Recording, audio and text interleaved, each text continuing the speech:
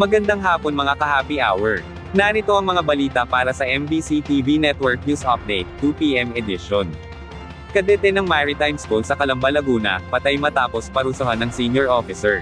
Kinilala ng Police Regional Office Calabarzon ang biktima sa alias lamang na Andrew, na nag-report umano sa suspect na alias Nathaniel. Sa report na nakarating sa Camp Crame, nabatid na pinag-exercise ang biktima, matapos umanong lumabag sa isang offense. Nakaramdam umano ng hirap sa paghinga si alias Andrew at nawala ng malay, bago dinala sa Global Care Medical Center sa Canlubang.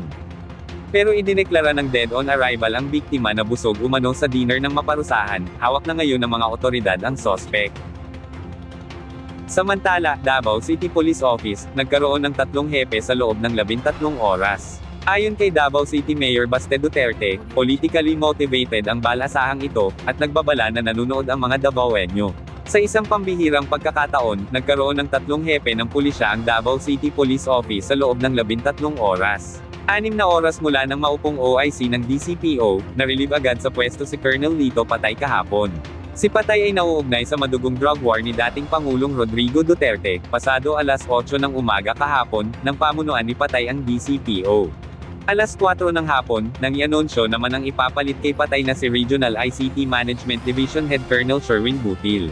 Pero hindi pa nagtapos dito ang palitan dahil mag-aalas 9 ng gabi, nang i-anunsyo naman ni PRO 11 spokesperson Major Catherine De La Rey, ang muling pagpapalit sa liderato. Si Colonel Hansel Marantan, Stable Internal Peace and Security Officer, ang ginawa ngayong Acting City Director ng Davao City Police Office. At yan ang mga balita para sa MBC TV Network News Update, 2 PM edition. Abangan ang mga susunod na balitaan mamaya, para sa 3 PM edition.